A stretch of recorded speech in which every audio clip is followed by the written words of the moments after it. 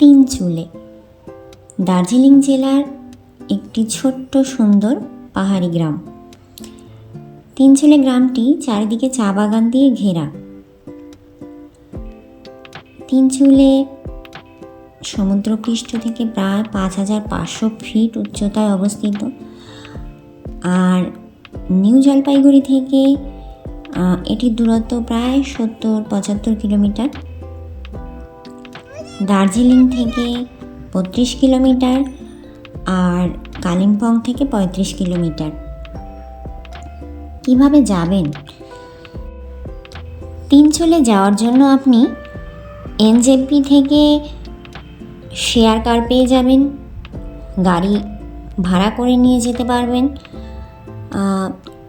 মোটামুটি 3,500-4,000-এর মধ্যে হয়ে যাবে। যদি দার্জিলিং থেকে যেতে চান সেখানেও শেয়ার কার পেয়ে যাবেন বা নিজেরা ভাড়া করে নিয়ে যেতে পারবেন, সেখানেও 2,500-3,000-এর মধ্যে আপনি পেয়ে যাবেন। কারোর হাতে যদি খুব কম সময় থাকে তাহলে তিনচুলে তাকদা লামাহাটটা একদিনে আপনি ঘুরে দেখতে পারেন।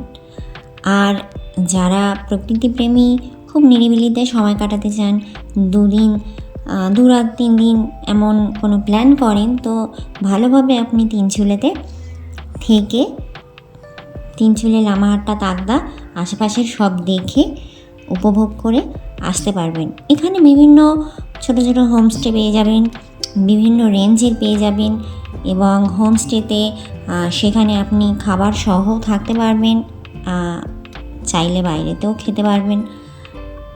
অনেক হোমস্টে আছে যেগুলো খুবই ভালো লাগবে, আপনার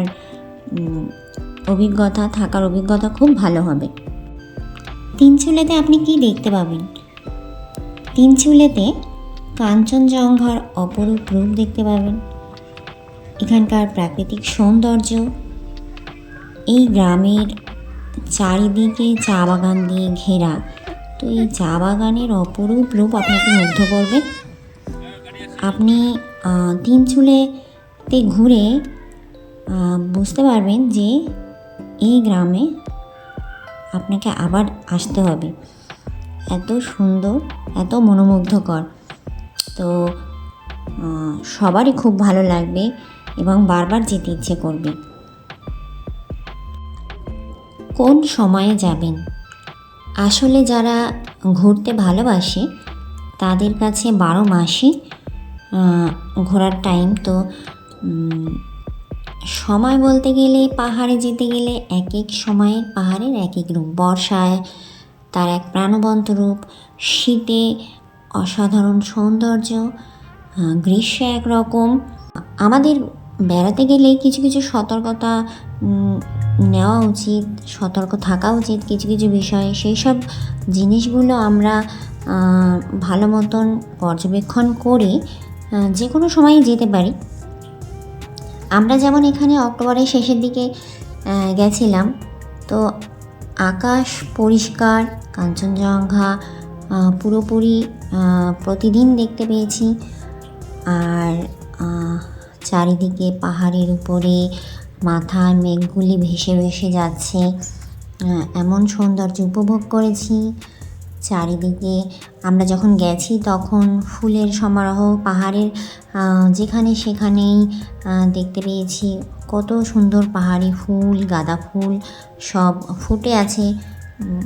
তারা পাহাড়কে আরও যেন প্রাণবন্ত করে তুলেছে, আরও সৌন্দর্য বাড়িয়ে দিয়েছে।